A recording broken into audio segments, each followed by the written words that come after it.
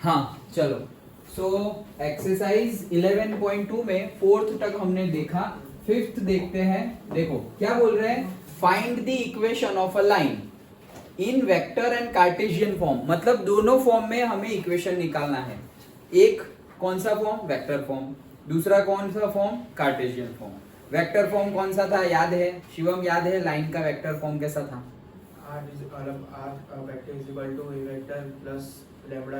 Very good. और Cartesian form याद है ओम?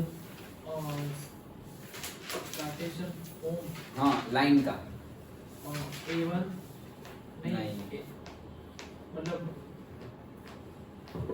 वो इक्वल टू वाला था। टू स्क्यू लाइंस वाला।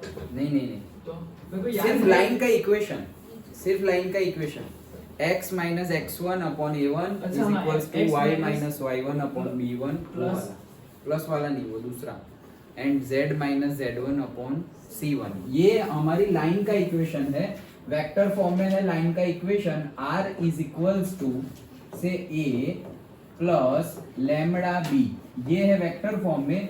और कार्टेशियन फॉर्म में है x minus x1 upon a1 is equals to y minus y1 upon b1 is equals to z minus z1 upon c1। ये इक्वेशन है, यही हमें लाना है। ओके सो देखो क्या बोल रहे हैं, line in vector and Cartesian form that passes through the point with the position vector this. मतलब कि पॉइंट हमें गिवन है जिसका पोजीशन वेक्टर गिवन है।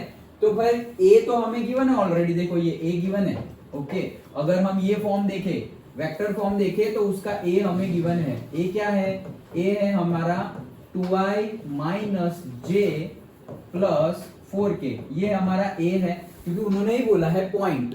ओके पॉइंट और पॉइंट का पोजीशन वेक्टर ये है, तो हमें a गिवन है। अब वहां पर और क्या बाकी, b बाकी, तो लिखा है देखो, and is in the direction of this, मतलब वो इसी की डायरेक्शन में, इसी की डायरेक्शन में, मतलब जैसे हमने डिस्कस किया था कि ये b क्या है, वो लाइन जो है उसके पैरेलल लाइन है b वेक्टर। ओके तो b वेक्टर उसके पैरेलल होगा। अगर ये लाइन के पैरेलल है तो वो सेम ही डायरेक्शन में हो जाएगी ना, ऐसी ही हो जाएगी ना, सेम डायरेक्शन में। तो मतलब कि वो डायरेक्शन मतलब b भी गिवन है, तो तुम्हें इनडायरेक्टली बोला है कि b ये है। ओके b क्या है, i cap plus 2j cap minus k cap. तो इनडायरेक्टली बोला है, बोला तो वही है कि तुम्हारा, तो ये तो डिट्टो फोर्थ वाला ही हो गया फिर, कि तुम्हें a गिवन है और तुम्हें b गिवन है, तो बनाओ।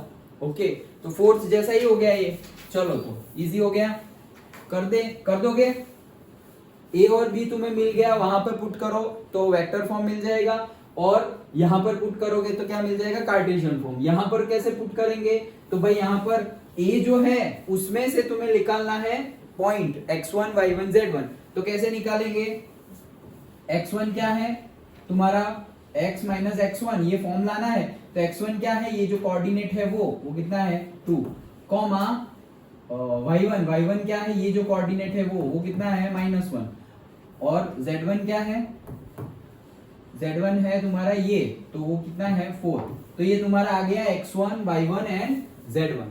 2 कहां से आया, यहाँ a से, 2 माइनस 1 एंड प्लस 4, ये मिल गया। a1 b1 c1 वो b के कोएफिशिएंट है, तो ये लिख दूं क्या, ये है x1 y1 z1, और a1 b1 c1 b के कोएफिशिएंट होते, तो b के कोएफिशिएंट कितने कितने हैं, 1, 2, -1, दैट्स इट। ये गिवन है, ये वैल्यू यहां पुट करो, सॉरी ये वैल्यू यहां पुट करो तो कार्टेशियन फॉर्म मिल जाएगा, और a और b की वैल्यू यहां पुट कर दो। देखो ये हमारा है इक्वेशन 1 और ये हमारा है इक्वेशन 2। ओके सो से दिस टू वैल्यू इक्वेशन 1 में पुट करोगे तो तुम्हारा वेक्टर फॉर्म का लाइन का इक्वेशन आ गया, और ये वाली वैल्यू, ये जो वैल्यू है वो वैल्यू तुम इक्वेशन 2 में पुट करोगे तो कार्टेशियन फॉर्म आ जाएगा। चलो करो फटाफट, और डाउट हो तो बताओ, करो फटाफट आंसर लेके आओ। हाँ बोलो, क्या बात कर रहे हो? तो देखो पुरानी बुक में क्या है, फिर पुरानी बुक में तो ज्यादा होगा, कम थोड़ी होगा। ज्यादा है लेकिन ये क्वेश्चन रुको ढूंढते हैं उसमें। चलो करो, कंप्लीट करो।